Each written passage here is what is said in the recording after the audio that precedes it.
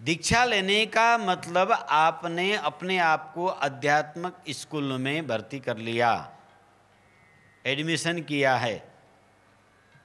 अब निरंतर जिस प्रकार से गुण स्वभाव में शुद्धि आए, जिस प्रकार से विवेक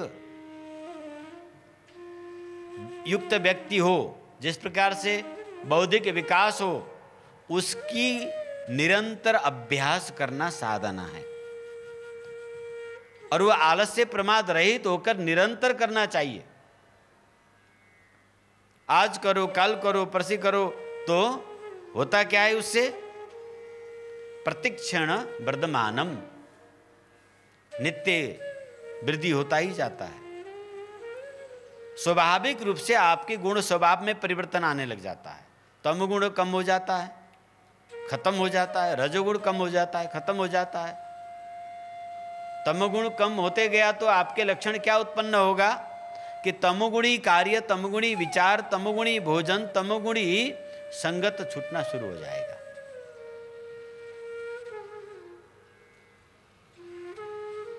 ये कर्म से ये वृद्धि होता है। रजोगुण कम होने लगेगा तो रजोगुणी भोजन, रजोगुणी संगत, रजोगुणी विचार, रजोगुणी वृत्ति आपको हटता जाएगा। वो अपने आप में ये लक्षण प्रकट हो जाता है।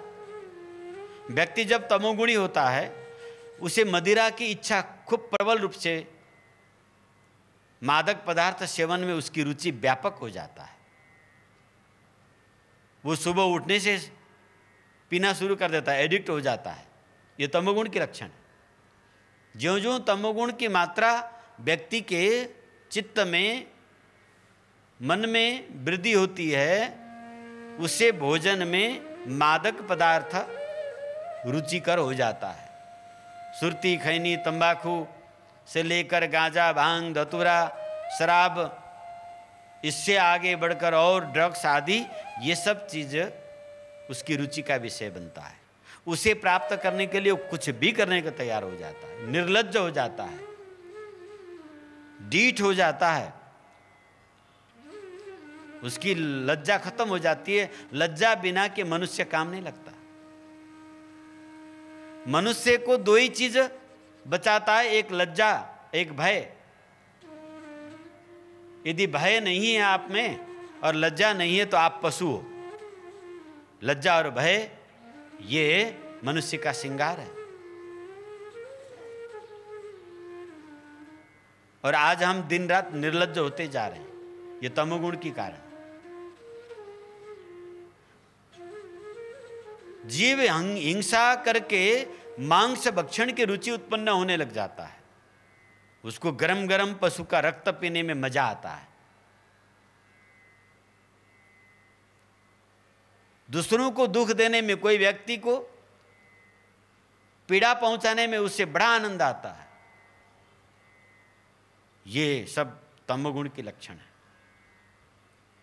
और वह व्यक्ति घातक, हत्यारा, हिंसक, पापी होता है। झूठ, कपट, छल उसकी स्वभाव होता है। जब आप दीक्षा लेकर साधना को मार्ग में आत्मा अनुसंधान, स्वाध्याय, निधिध्यासन की तरफ आगे बढ़ते हो, निरंतर इसकी जब अभ्यास करने लगते हो, तो आपके मन में तमोगुण की रास होना शुरू हो जाता है, जिसके लक्षण आपका वह वृत्ति, वो एडिक्शन निरंतर घटते घटते बंद हो जाता है। अब बिल्कुल बंद हो जाता है। हमने हजारों हजार लोगों को देखा है जो साधना पथ में अपने को आरूढ़ कर लिया है, वो सारी प्रकार की व्यसन से मुक्त हो गया। हमारे पास बहुत सारे, प्रायः सभी साधक मांस भोजी, आमिष भोजन करने वाले आते हैं। हम उनको नहीं पूछते हैं कि तुम मांस खाते हो कि दूध पीते हो, हमें उससे कोई मतलब नहीं है, लेना देना नहीं है। काम क्या करते हो, खाते क्या हो, इससे मुझे कोई लेना देना नहीं है। क्योंकि हमारे पास ऐसा विद्या है, ऐसा हथियार है, ऐसा युक्ति है, ऐसा उपाय है कि तुम कुछ भी करते हो, कुछ भी खाते हो, वो भीतर से सुधारने की क्षमता हम रखते हैं। और आज हम देख रहे हैं 70% मांसाहारी लोग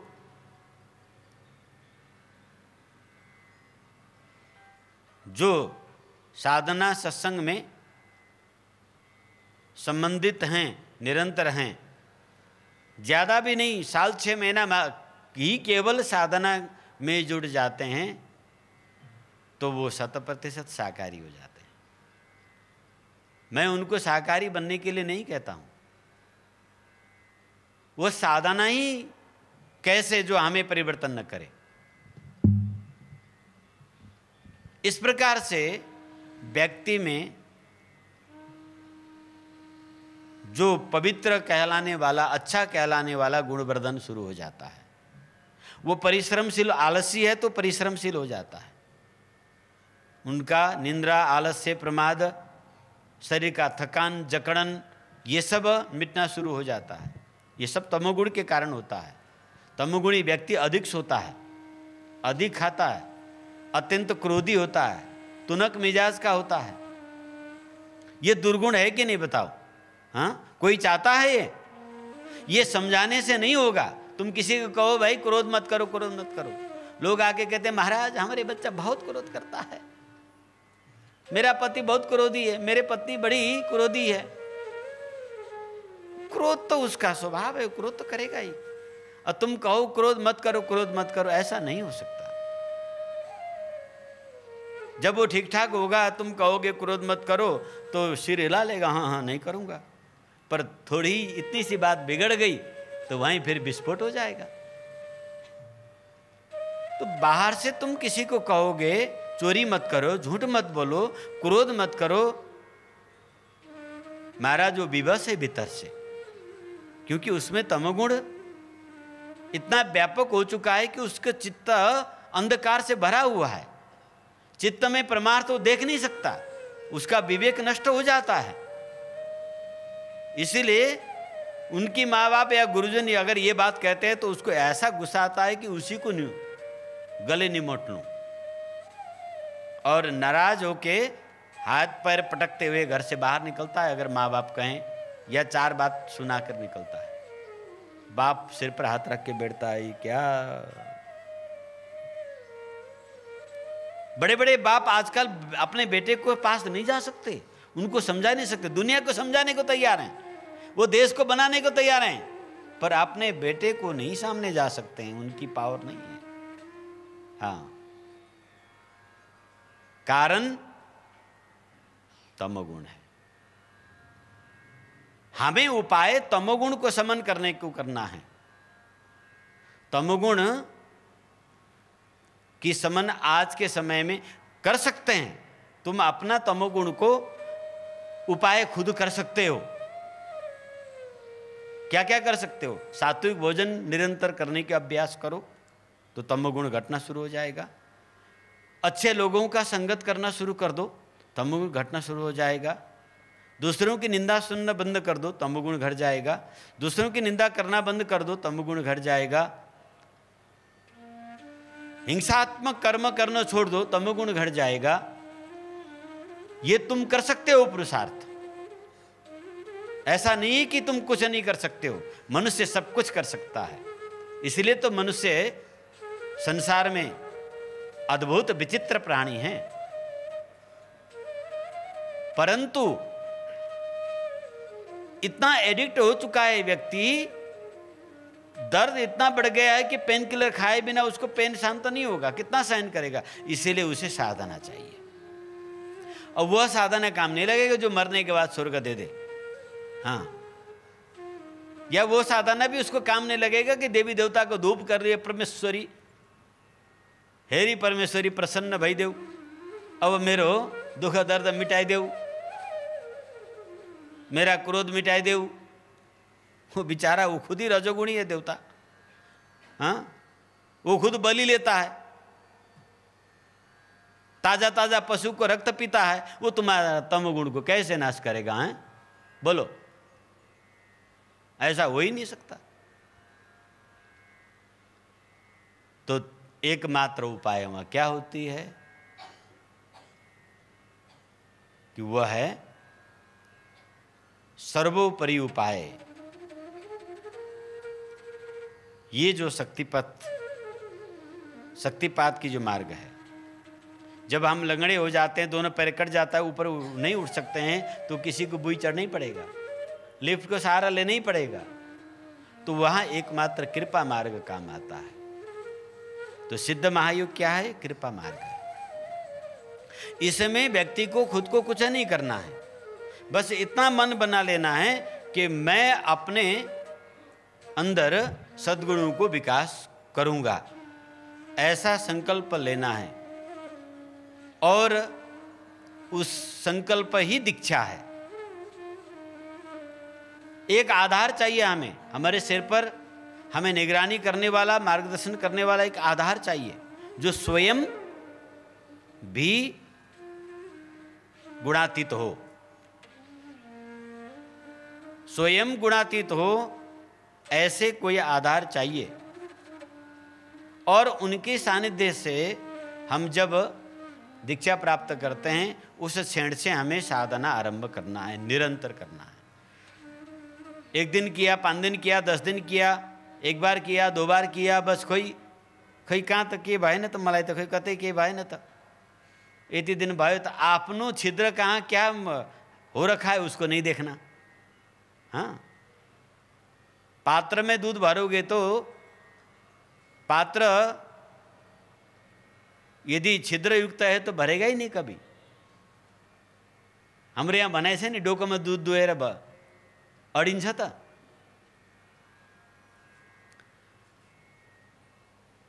पर सिद्ध महायुग में ऐसा नहीं है, आप सब जानते हैं, आप सब ने देखा है।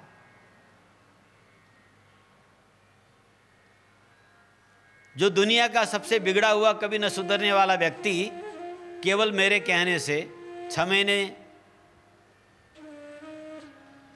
24 घंटे में 1-1 घंटा चुप बैठ जाए, फिर उसमें परिवर्तन ना आए तो आप मुझे प्रश्न करो। ये कृपा मार्ग है। अर्थात वह शक्ति जब भीतर से जागृत हो जाती है तो अपनी प्रपंच को वो समेट लेती है, चित्त की इच्छाओं को समेट लेती है। वह भीतरी प्रेम प्रत्येक क्षण बढ़ने लग जाता है, उसकी विवेक बढ़ जाती है, सत असत का निर्णय करने का क्षमता उसमें प्राप्त हो जाता है। और इस प्रकार वह कब तक होती है? फिर प्रश्न उठता है, क्या साधना करने तक ही रहेगा, उसके बाद नहीं रहेगा? नहीं, ऐसा नहीं, अभिच्छिन्न।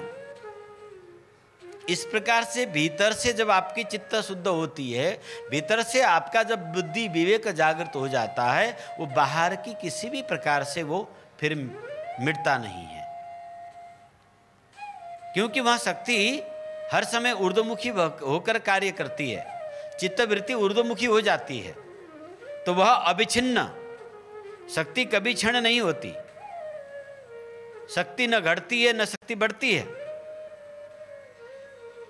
वो अभिच्छिन्न निरंतर वर्धमान रहती है। शक्ति विकास होने का अर्थ शक्ति बढ़ जाना नहीं है, चित्त की संस्कार को परिमार्जन करना है। वह शक्ति संस्कारों को क्षय करने पर ऐसा लगता है कि शक्ति बढ़ गई है। लालटेन में दीपक भीतर जल रहा है, पर लालटेन धुआं से ग्रसित है, तो आप भीतर दीपक जितना भी ज्वाला बढ़ा दो, बाहर प्रकाश नहीं आएगा। उसके बजाय आप लालटेन का शीशा साफ कर दोगे तो बत्ती तो वही है, प्रकाश तो उतना ही है, पर दूर दूर तक फैलेगा। शक्ति तो वही है, सब में विद्यमान है, ये कहीं बाहर से आने वाला नहीं है, प्रदीप्त है सभी में। पर जब शीशा साफ होता है, प्रकाश दूर तक फैलता है। उसी प्रकार संस्कार घट जाने से शक्ति बढ़ने का ऐसा भास होता है। अर्थात वह अल्लादिनी शक्ति जब अंतर्मुखी होके हमारी मनो बाहर दौड़ते हुए मन की वृत्ति भीतर की ओर जब समेट लेते हैं, उसे आत्मा विमुखी कहते हैं। उसे आत्माभिमुखी आत्मा जागृति कहते हैं।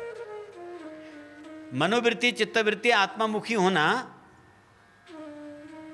ये शक्ति की जागृत होना है, ये बुद्धि की बढ़ना है, ये विवेक ख्याति युक्त होना है। तब चित्त की सारे संस्कार को क्षण करती हुई निरंतर आगे बढ़ती रहती है। ऐसी अवस्था में संस्कार संचय का कोई प्रश्न उठता ही नहीं। अन्य अवस्था में हम जो कुछ देख रहे हैं, सुन रहे हैं, खा रहे हैं, पी रहे हैं, ये पंच ज्ञानेंद्रियों के द्वारा जो कुछ हम रस रूप शब्द गंध स्पर्श, ये 5 विषय जो निरंतर ग्रहण कर रहे हैं, ये सब के सब चित्त में जाकर लेयर बाय लेयर जम रहा है। जैसे कोई काई जम जाता है वर्षा काल में, ऐसे चित्त में लेयर बाय लेयर कचड़ा जम जाता है। हम इसको डिलीट करने के प्रयास करते नहीं हैं। आप कंप्यूटर को भी लगातार चलाते रहो तो टेम्परेरी फाइल कुकीज इतना इकट्ठा हो जाता है कि उसकी मेमोरी फुल हो जाता है, वो हैंग होने लगता है, वो डिवाइस काम नहीं लगता है। इसीलिए हमें बार बार उसको क्लीन करते रहना पड़ता है। अब बाहरी यंत्र को तो हमने क्लीन करना सीख लिया, पर भीतरी यंत्र को हम भरने के सिवाय कुछ नहीं करते, तो जीवन में ज्ञान कहाँ से आएगा, स्वभाव कहाँ से अच्छा बनेगा, संतुष्टि कहाँ से आएगा, सुखी कब होगे तुम। इसीलिए चित्त को अंतर्वृत्ति आत्माभिमुखी होना है। जगत अभिमुखी विषय अभिमुखी रहोगे तो संस्कार इकट्ठा होगा, तमोगुणी बनोगे और व्याकुल व्याघ्र चित्त अहंकार दंभ से युक्त बने रहोगे, हर समय दुखी रहोगे, हर बातों से दुखी रहोगे। आत्माभिमुखी होगे, आलस्य प्रमाद नष्ट हो जाएगा, विवेकपूर्ण कर्म करने का क्षमता आएगा, ईमानदारी, धीरता, गंभीरता, स्थिरता, सत्यता, निष्कामता, इसकी वृद्धि होगी। इस प्रकार से शक्ति आत्ममुखी होने पर ऊर्ध्वगमन करने लगता है। मन का कलुष घट जाता है, मन को क्षेत्र ऊपर की ओर आ जाता है। मन, ये जो हमारे शरीर के षटचक्र जो हैं, इन षटचक्रों पर मन केंद्र बनाकर हमारे इंद्रियों को संचालन करता है। मन के बारे में हमारे ऋषियों ने बहुत बड़ा खोज किया है। मन अद्रव्य पदार्थ है, विज्ञान द्रव्य को ही खोज कर सकता है, विज्ञान द्रव्य को ही प्रतिपादन कर सकता है।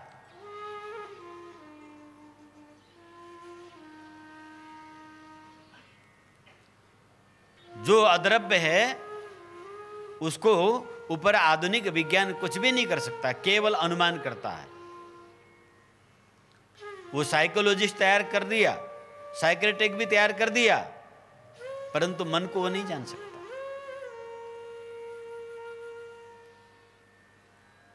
पर हमारी जो सनातन दर्शन, सनातन खोज, ऋषियों की जो अंतर खोज है, ये मन को इन्होंने ठीक ठीक पता लगा लिया कि मन किस केंद्र में बैठकर इंद्रियों को परिचालन करने पर मनुष्य में कैसा स्वभाव, कैसा वृत्ति उत्पन्न होता है, ये योग दर्शनकार जानते हैं,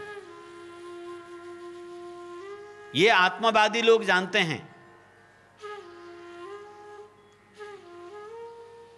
मूलाधार में यदि मन केंद्र बनाकर इंद्रियों को परिचालन करता है तो वह व्यक्ति पशु वृत्ति से युक्त होता है, उसका स्वभाव पशु जैसा होता है। मन का केंद्र स्वाधिष्ठान में है तो उस मनुष्य का वृत्ति असुर जैसा होता है, राक्षस। मन का केंद्र नाभि में, मणिपुर चक्र में होकर इंद्रियों को परिचालन करता है तो उसमें मिश्रित वृत्ति यानी मानव वृत्ति उत्पन्न होता है। जैसा संग करेगा वैसे रंग चढ़ेगा, संगत को रंगत, ये मानव वृत्ति है। उस ग्रहण करने का क्षमता उसमें आ जाता है, उस शिक्षित होने की चाहना रखता है, वो शिष्य बन जाता है। मानव वृत्ति क्या है? खोज। मानव वृत्ति क्या है? संक्रमण। जैसा का संगत करो उसका संक्रमण उसमें हो जाता है, और खोज करना ये मानव वृत्ति है। मन जब अनाहत चक्र को केंद्र बनाकर इंद्रियों को परिचालन करता है तो उसमें देववृत्ति आ जाता है। देववृत्ति स्वार्थ रहित होना। देववृत्ति का अभिप्राय स्वार्थ रहित, निज स्वार्थ के लिए नहीं, परमार्थ के लिए अपने को प्रयोग करना, दूसरों को सुख देकर सुखी होना, दूसरों को सहयोग करने में अपना सफलता समझना, ये देववृत्ति है। वो केवल देना जानता है, लेना उसका जीवन में नहीं है। तन से, मन से, वचन से, सब प्रकार से वो सात्विक, परोपकारी, ईमानदार, सत्य निष्ठ होकर कर्म करता है। अपने परिश्रम से ज्यादा वो लोभ नहीं करता, अपने अधिकार से ज्यादा बाहर वो नहीं जाता। दूसरे का एक बूंद पसीना भी उसके लिए बड़ा भार हो जाता है। ऐसे व्यक्ति जिस क्षेत्र में होगा वो सबको भला करेगा। परिवार होगा, परिवार उन्नत होगा। सामाजिक कार्य में जाएगा, समाज को वो शिक्षित बनाएगा। वो नेता, राजनेता होगा तो देश को संस्कार युक्त बनाएगा। तो देव वृत्ति, परोपकारी वृत्ति। मन जब अनाहत चक्र छाती को केंद्र बनाकर इंद्रियों को परिचालन करता है तो उसमें सात्विक वृत्ति आ जाती है। और मन जब अनाहत चक्र, विशुद्ध चक्र को केंद्र बनाता है तो उसमें शिव वृत्ति आ जाता है। वो शिव स्वरूप हो जाता है वो व्यक्ति। मनुष्य से विकास उसको क्या होगा? देवत्व। देवत्व से भी उसके विकास क्या हुआ? शिव। उसकी वृत्ति शिवत्व में, केवल कल्याणमय भावना, उसमें वो देवों से भी देव बन जाता है, वो महादेव हो जाता है। खुद अनेकों कष्ट सहरपनी, दूसरों को सुख पहुंचाना उसका एकमात्र ये लक्ष्य रहता है। उसी को संत कहते हैं। सही दुख पर छिद्र दुरावा, सही दुख पर छिद्र दुरावा, बंदनीय जेहि जग जस पाव। वही बंदनीय हो जाता है, उसी का ऐसा संसार में फैलता है, उसी को लोग भगवान मान के पूजा करते हैं। उसे महात्मा कहते हैं, उसे संत कहते हैं। खुद को मिटाकर दूसरों को उपकार, जिसका जीवन का लक्ष्य बन जाता है, जिसका मन विशुद्ध चक्र में केंद्र बनाकर इंद्रियों को परिचालन करता है, वो केवल कल्याण कार्य। जिसका मन आज्ञा चक्र पर केंद्र बनाकर इंद्रियों को परिचालन करता है वो भगवत स्वरूप हो जाता है, वो साक्षात महादेव है। शिव का मतलब कल्याण, सत्यम परम धीमहि में स्थित हो जाता है वो। जब मन आज्ञा चक्र से ऊपर उठने लगता है तो मन नाम का वस्तु खत्म हो जाता है, वह साधक गुणातीत हो जाता है। रजोगुण, सतोगुण, तमोगुण तीनों गुण रहित हो जाता है। वो साक्षात ईश्वर स्वरूप है, वही ईश्वर है। तो मनुष्य सूक्ष्मतर इस प्रकार से जब अंतरचित्त में भक्ति जागृत होती है तो उसकी स्थिति स्थूल से सूक्ष्म की और इतना सूक्ष्मतम में पहुंच जाता है कि वो साक्षात शिव स्वरूप हो जाता है। जगत के प्रकट स्वरूप स्थूल स्वरूप है। ये माया, प्रपंच, लोभ, काम, क्रोध, मद, मोह, ईर्ष्या, ये सारा चीज उस सूक्ष्मत्व में विलीन हो जाता है। उसमें एक ऐसा स्थिति आ जाता है कि वो वाणी से अभिव्यक्ति नहीं की जा सकती, इसलिए अनुभव स्वरूप उसे कहते हैं। सब जगत दुनिया सब अनुभव करते हैं उससे। वो स्वयं भी उस शक्ति को अंतर्मुखी जागृत होकर चित्त में संचित संस्कार वासनाओं को जब नष्ट कर देती है, तब सारे मन की इच्छाएं, सारी कामनाएं, सारी धूर्तताएं, जो धूर्त वृत्ति है, सब नष्ट हो जाता है। वो स्वच्छ हो जाता है, स्वतंत्र हो जाता है। हम किसी दूसरे के बंधन में बंधे हुए नहीं हैं, हम अपनी इच्छा के बंधन में बंधे हुए हैं। हम दुख के कारण हम स्वयं हैं, कोई दूसरा नहीं है। तो इस प्रकार शक्ति के कार्य अंतर्मुख हो जाने से साधक सब प्रकार से निष्काम हो जाता है। ये जो 7 हमने आपको 6 विशेषता भक्ति का बताया, भगवान उसको कहते हैं जिनमें 6 विशेषता है। हाँ, भगवान किसे कहते हैं? जिनमें 6 विशेषताएं हों। भगवान की 6 विशेषताएं क्या है? पूर्ण ऐश्वर्य, पूर्ण धर्म, पूर्ण यश, पूर्ण श्री, पूर्ण ज्ञान, पूर्ण वैराग्य। इन 6 चीज जिनमें हो वो भगवान है। और यही 6 भक्त में होता है। भक्त में जो 6 हैं वो क्या क्या हैं, इसे भली भांति समझना जरूरी है। गुण रहित प्रेम, कामना रहित प्रेम, प्रतिक्षण बढ़ने वाला प्रेम, कभी न टूटने वाला प्रेम, अत्यंत सूक्ष्म प्रेम और अनुभवगत प्रेम। ये 6 भक्त में होता है। तो वो भक्त कहलाता है। ये 6 में एक भी ना हो तो भक्त नहीं है। जैसे भगवान में जो भगवान कहलाता है उसमें उत्पत्ति, पालन, संहार आदि ये 6 ऐश्वर्य न हो तो वो भगवान नहीं है। एक भी घट जाने से वो भगवान नहीं है। इसी प्रकार कामना युक्त तो भक्त नहीं हो सकता। गुण ही तमगुण, रजगुण, सतगुण को धारण करने वाला वो भी भक्त नहीं है। 2 दिन उसको अनुकूल पड़ा तो आई लव यू कहे और तीसरे दिन आई हेट यू कहे, वो कैसे प्रेमी? उसका ज्ञान, उसकी वृत्ति अविच्छिन्न एक रस रहता है, वो घटबड़ नहीं होता, बल्कि नित्य वर्धमानम, घटने का नाम नहीं होता। और वो सूक्ष्माति सूक्ष्म, स्थूल से सूक्ष्म की ओर जाता है और अनुभव स्वरूप। इस प्रकार से ये 6 विशेषताएं भक्तों में होता है। ये जब 6 विशेषताओं से युक्त व्यक्ति हो जाता है तब तत्प्राप्य तदेव लोकयति, तदेव शृणोति, तदेव भाषयति, तदेव चिंतयति। उसका चिंतन, उसका मनन, उसका दृष्टि बुद्ध की भाषा में भन्ने हो भने सम्यक दृष्टि, सम्यक ज्ञान, सम्यक सोच, सम्यक कर्म। आपो दिप्पो भव, स्वयं प्रकाशवान बना, वो प्रकाशमान हो जाता है। यही अवस्था असतमा सदगमय। वेदों ने क्या कहा? हे मनुष्य, तुम असत्य से सत्य की ओर जाए। तो असत्य क्या है?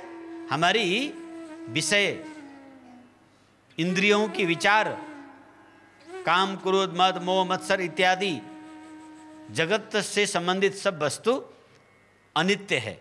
इसे अनित्य को असत्य कहा जाता है। जो अभी है फिर नहीं है, जो परिवर्तन हो जाता है। जब हमारी चित्त की आधार वस्तु ही विकार से युक्त है तो हम विकार रहित कैसे हो सकते हैं? तुम धन से प्रेम करोगे तो तुम धनी कैसे हो सकते हो? धन में तो विकार है, तुम विकार रहित कैसे हो सकते हो? तुम स्त्री से प्रेम करोगे, स्त्री तो विकार से युक्त है। पुरुष से प्रेम करोगे, वह पुरुष भी विकार से युक्त है। तुम किसी जड़ पदार्थ से प्रेम करोगे, वो भी परिवर्तनशील है, उसमें भी विकार है। ये फूल अभी कितना बढ़िया था, सुबह तक देखिए मुरझा गया। चित्त विकार वाले वस्तु में जोड़ोगे तो तुम में विकार सदा बनी रहेगी। हमारी चित्त, हमारी मन को निर्विकार वस्तु में जोड़ना है। वो निर्विकार केवल अंतः चेतन आत्मा है। उस आत्मा में किसी प्रकार का विकार नहीं है, वही सत्य तत्व है। इसीलिए वेद ने कहा असतमा सद्गमय, तुम आत्मामुखी बनो, जगतमुखी नहीं। तब क्या होगा? तो मृत्युर्मम अमृतम गमय, जब तुम्हारी प्रेम परम प्रेम होगा, यानी आत्मामुखी प्रेम होगा, आत्मा शक्ति होगा, तो तुम मृत्यु को जीत जाओगे। वह प्रेम अमृता स्वरूप, अमृत स्वरूपा, वो प्रेम अमृत स्वरूप है। परम प्रेम परम है वो।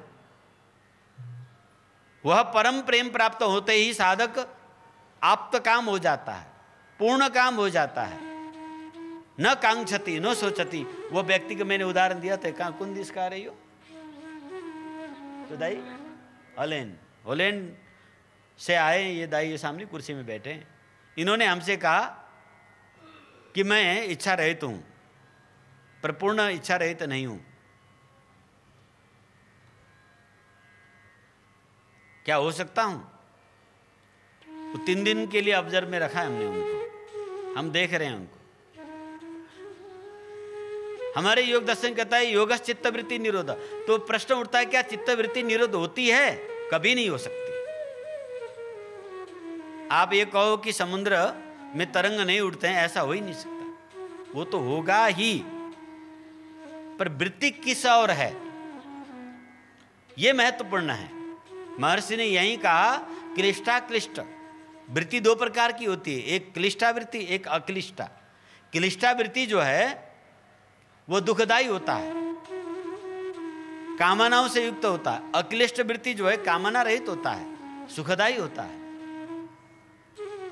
वृत्ति तो रहेगी, परंतु वह वृत्ति आत्मामुखी होगी, तो गुणों की भंडार होगा, शील स्वभाव से युक्त होगा, ज्ञान से संपन्न होगा, वो सुप्रकाशित होगा, उसकी अविद्या नष्ट हो जाएगा, उसका अज्ञान नष्ट हो जाएगा। इसीलिए नारद जी कहते हैं यल लब्धा पुमान सिद्धो भवति तृप्तो भवति आत्मराम भवति। उस प्रेम को हमें प्राप्त करना है।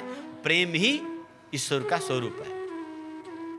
हमारे सनातन के शब्द को लोग चुरा कर लव इज गॉड कहते हैं। ये हमारा भाषा, हम कहते हैं, हमारा शास्त्र कहता है रसो वैसा। परमात्मा प्रेम स्वरूप है। इसीलिए शिवजी ने भी कहा हरि व्यापक सर्वत्र समाना प्रेम ते प्रगट हुई मैं जाना। हरि व्यापक सर्वत्र समाना प्रेम ते प्रगट हुई मैं जाना। अंगुलीमाल डाकू बड़ा भयंकर खतरनाक था। अंगुलीमाल नाम के डाकू था बुद्ध भगवान के समय में। वो अपने एरिया में किसी को भी कोई भी आता उसको पकड़ के उंगली काट के उसकी माला बना के पहनता था। उसके नाम था अंगुलीमाल। बड़ा दुष्ट था। उसे सारा क्षेत्र के लोग त्रसित थे। भयंकर शक्तिशाली था। इसीलिए उसे सब छिछी दूर दूर करते थे। तथागत उसी रास्ता जाने लगे तो गांव वालों ने कहा तथागत उस रास्ते मत जाओ, वहां उंगलीमाल डाकू रहता है, वो बड़ा खतरनाक है, बड़ा खूंखार है, वो तुम्हें काट लेगा, तुम्हारी उंगली काट के माला बना के पहन लेगा, मत जाओ उधर। तथागत भयभीत नहीं हुए, क्योंकि उनकी चित्त प्रेम से भरा हुआ था, उनके चित्त अहिंसा से भरा हुआ था। प्रेम से भरा हुआ चित्त में कोई आघात नहीं पहुंचा सकता। आराम से निर्भीक होकर, क्योंकि प्रेम निर्भया है। जहां प्रेम है वहां अभय निश्चित होता है। डरपोक कोई होता है जहां प्रेम नहीं होता है। तो गया आराम से। तथागत जाते ही गए और उंगलीमाल आया, नाना प्रकार से डराने लगा। वो डरे नहीं। डर से न डरो तो डर खुद डरने लग जाता है। उंगलीमाल खुद डरने लगा। अरे ये तो बड़ा विचित्र है, डरता नहीं है। सामने धपका, हाथ में बंचरो लेकर, फरसा लेकर हाव भाव कटाक्ष से खूब करता रहा।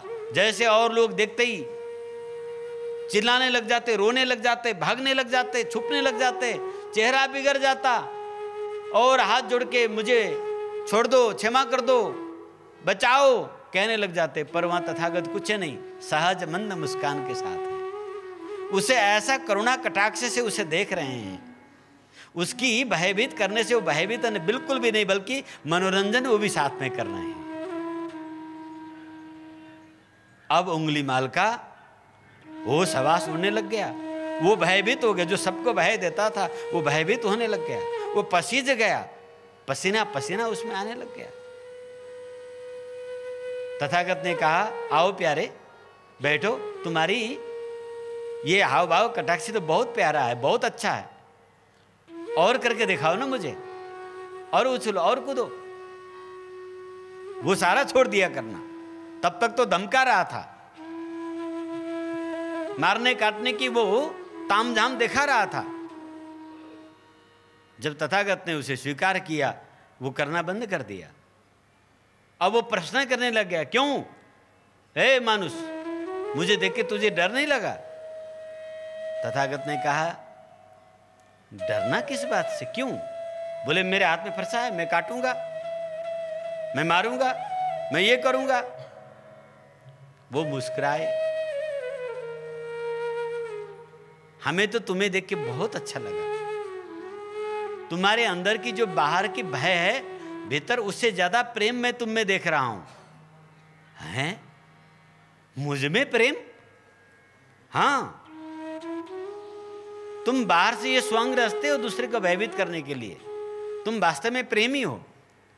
तुम प्रेम के मारे हुए हो। तुम्हें किसी ने प्रेम नहीं दिया, तुम्हें किसी ने आदर नहीं किया, तुम्हें किसी ने नहीं समझा, इसीलिए तुम दुखी हो। वास्तव में तुम्हारे अंदर तो प्रेम ही प्रेम मैं देख रहा हूं। मैं तो तुम्हें भय कुछ दिखाई नहीं दे रहा।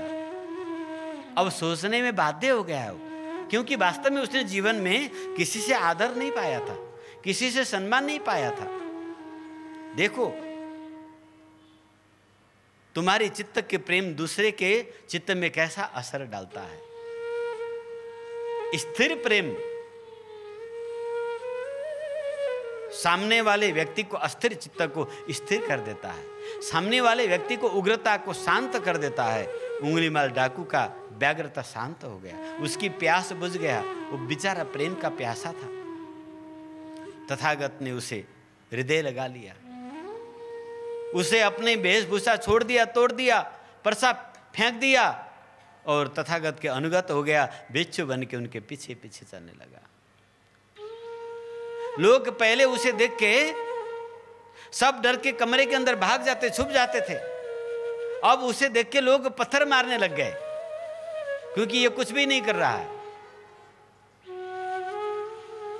उसका चित्त शांत हो गया। लोग गालियां दे रहे हैं, पत्थर मार रहे हैं, थूक रहे हैं। उसी गली में जब चलने लगा वो भिक्षुक बन के,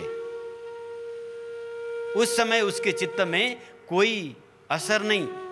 तो थोड़ी दिन में वही लोग उसे भिक्षा देने लगे, उसे अपने घरों में बुला कर ले जाने लगे, उसे सम्मान करने लगे, उसे ढोग लगाने लग गए। उंगली वाल सोचता रहा कि मैं लोगों से वो प्यार पाने के लिए मैंने भयभीत स्वरूप को धारण किया, तो जो नहीं पाया, आज मेरे सौम्य स्वरूप में लोग मुझे पूज रहे हैं। इस दृष्टांत को अभिप्राय क्या है कि चित्त में हमें प्रेम को विकास करना है, हमें त्याग की विकास करना है। यही उपासना है, यही साधना है। और यही चित्त के अंदर में जब प्रेम उत्पन्न होता है, वही रसो वैसा वो प्रभु का स्वरूप, फिर उसके लिए सारा जगत प्रभुमय हो जाता है, ईश्वरमय हो जाता है। तब वो कह उठता है। जब काकभूषण ऋषि को उनके गुरुजी ने उन्हें कौवा बना दिया, एक इंसान को कौवा जब बना दिया, तो भी वो बड़े प्रसन्न है। दोनों पंख भर के वो उड़ के पेड़ के टहनी में जाके बैठे और विचार करते हैं कि सब पर्व में देखत कैसा करिए विरोध, सब भगवतमय है, विरोध किससे करें, दोष किसको लगाएं। तो इसीलिए ये जो साधना यदि चित्त में प्रेम प्रकट नहीं करता है तो साधना नहीं है, वो भक्ति नहीं है। भक्ति व्यक्ति को प्रेमी बनाता है, भक्ति व्यक्ति को कर्मठ बनाता है, भक्ति व्यक्ति को निर्भय बनाता है, भक्ति व्यक्ति को सत्य ईमानदारी में टिकाता है, भक्ति व्यक्ति को आत्मनिर्भर बनाता है। भक्ति अर्का को अर्काले कर देगा तो खाऊंगा, ऐसा आशा में नहीं रहता। भक्ति आशा रहित होती है, जो आशा है वो भक्ति नहीं है। भक्ति यथा लाभ संतोषा, जो कुछ जैसे अपनों परिश्रम से प्राप्त है उसे में संतुष्ट होने सिखाता है, उसे कहते हैं। आगे इसकी चर्चा।